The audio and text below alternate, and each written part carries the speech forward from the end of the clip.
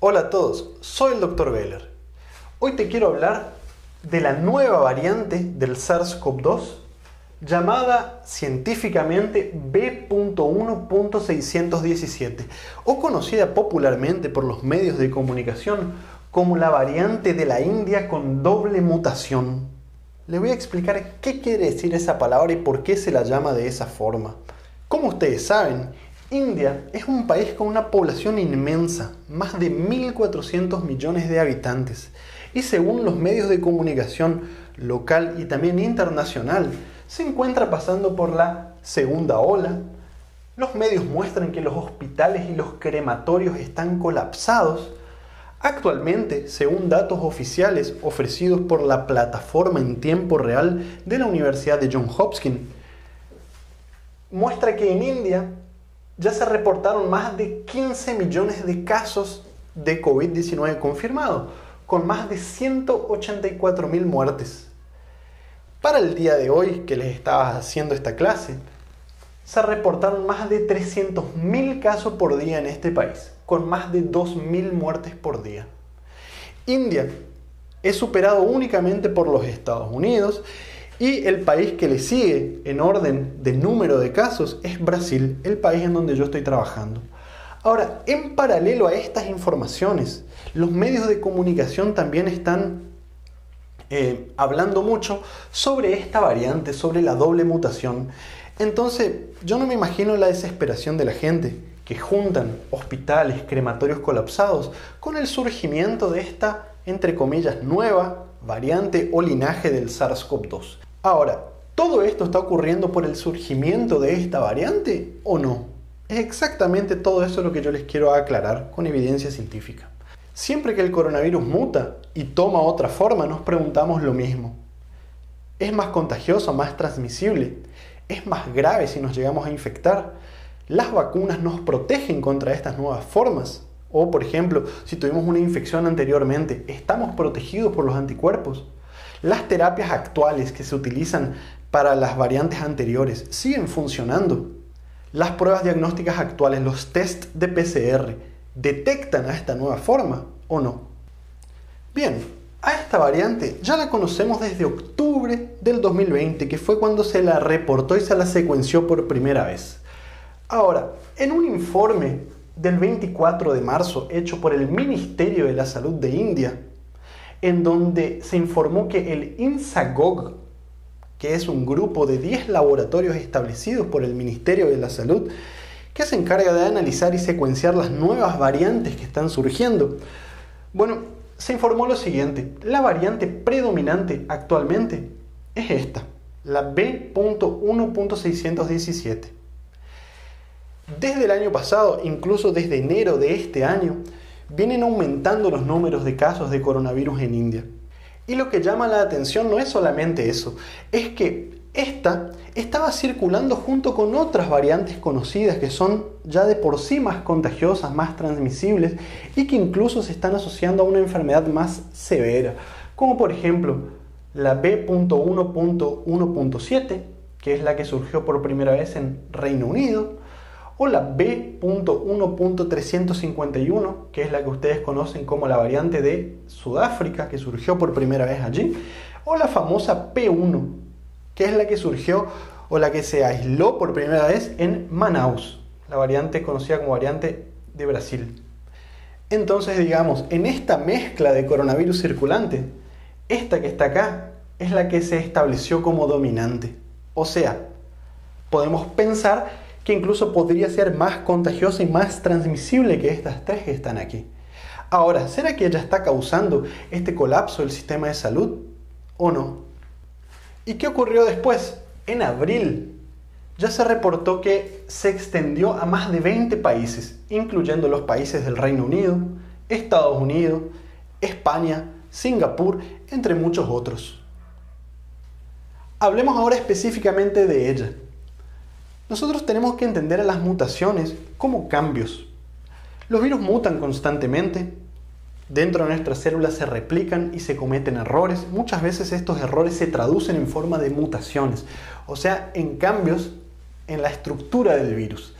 Ese cambio en la estructura le puede favorecer o no, o sea, puede hacer que el virus sea más fuerte o más transmisible, o puede debilitar al virus, haciendo que éste simplemente desaparezca del mapa. En este caso, nosotros vemos que existen por lo menos 15 mutaciones en esta nueva variante, de las cuales 4 se encuentran en la proteína Spike. Si nosotros recordamos acá, la proteína Spike del virus es la que hace contacto justamente con la ECA2, que es el receptor de la célula, para que el virus pueda entrar en ella e infectarnos. Ahora, de estas 4 mutaciones en la proteína Spike, 2 son críticas y ocurrieron de manera combinada muy cerca una de otra, ¿sí? Que son la mutación E484Q y la mutación L452R.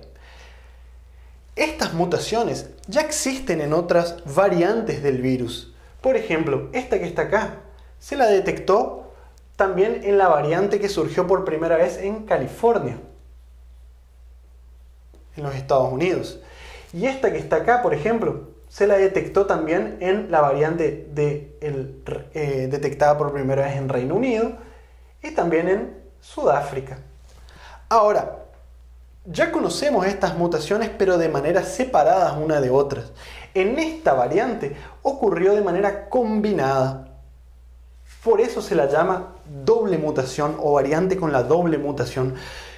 Pero ese término hace referencia únicamente a eso y no debe ser utilizado. Debe ser utilizado su nombre científico para no crear confusión. Y se las llama mutaciones críticas porque justamente ocurren acá, en esta parte de la proteína Spike, ¿sí? Esto en rojo que está acá vamos a hacer de cuenta que es la proteína Spike ampliada. En la parte que hace contacto con la ECA2 para entrar en nuestras células, está una región que se llama Receptor Binding Domain, que es justamente el sitio que hace contacto con la ECA2. ¿Tá? Es específicamente esa región de la proteína. ¿Y cuál es el problema y la preocupación? Que todo cambio que se produce a este nivel podría hacer que el virus infecte de manera más eficiente a nuestra célula porque se adapta mejor a su receptor, digamos, si este receptor funciona como una cerradura, por ejemplo. Esta llave, que sería la proteína Spike, entra mejor, se adapta mejor para poder abrir la puerta e infectarnos, ¿sí? Otra preocupación es que justamente acá a donde atacan los anticuerpos. Entonces todo cambio que se produzca allí podría hacer que los anticuerpos ya no funcionen, entre otra serie de preocupaciones. Ahora, ¿qué tenemos de evidencia? Esta mutación acá, en donde el ácido glutámico se cambió por glutamina en la posición 484 de la cadena de aminoácidos, o aquí, en donde la leucina se cambió o se reemplazó por arginina en la posición 452 de la cadena de aminoácidos que forma esta proteína, justo, ambas dos, justo en el sitio de unión al receptor, Receptor Binding Domain. Nosotros ya la conocemos las mutaciones porque, como les dije anteriormente, existen en otras variantes del virus. En estudios experimentales, ambas mostraron aumentar la afinidad por la ECA2. ¿Qué quiere decir esto? Mayor infectividad. O sea, el virus entra de manera más fácil a la célula, de manera más eficiente. Esto podría aumentar los contagios y el número de casos.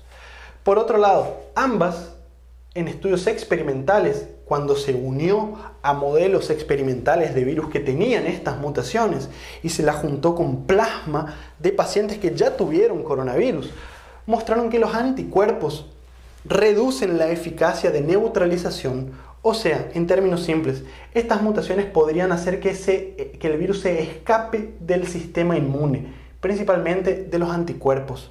Estos anticuerpos pueden ser generados de dos formas: por infecciones previas o por vacunas. Es por eso que preocupa un poco que tenga incluso de manera combinada estas dos mutaciones. Y si se escapa del sistema inmune, esto se puede traducir en reinfecciones. Bien, ¿y qué tenemos de evidencia científica hasta la fecha? Todo esto que les dije al inicio, ¿se trata por la aparición de esta variante únicamente?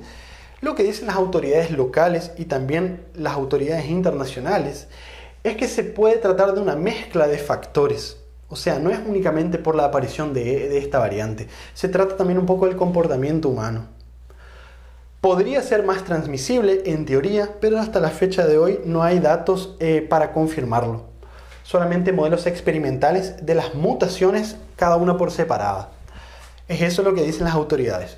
Por otro lado, esta variante es más peligrosa si nos infectamos, es más grave, o sea, es más virulenta. Hasta la fecha de hoy, por suerte, no hay registros de esto. Los casos reportados, en la mayoría de ellos fueron casos leves, incluso en pacientes con factores de riesgo. Generalmente, cuando un virus muta y se adapta a nuestro organismo y se contagia de manera más rápida, el virus causa una enfermedad menos severa. ¿Por qué? Porque está más adaptado, está más evolucionado para convivir con nosotros, para estar en nuestro cuerpo. Ahora, esto no siempre es una regla, tenemos que esperar un poco más para sacar conclusiones definitivas. Actualmente en India, el 60% de las muestras obtenidas de los pacientes dan positivos para ella, para esta variante.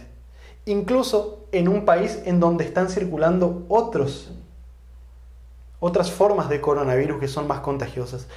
O sea, esta se hizo dominante en el medio de variantes mucho más transmisibles. Pero por suerte no se están reportando casos más graves asociados a esta infección, por lo menos hasta la fecha de publicación de este video. Y según la OMS, se la clasifica como variante de interés. O sea, no entra todavía dentro de las variantes de preocupación, como estas tres que están acá, las variantes que preocupan, en donde sí hay evidencia que podrían llegar a causar una enfermedad más grave.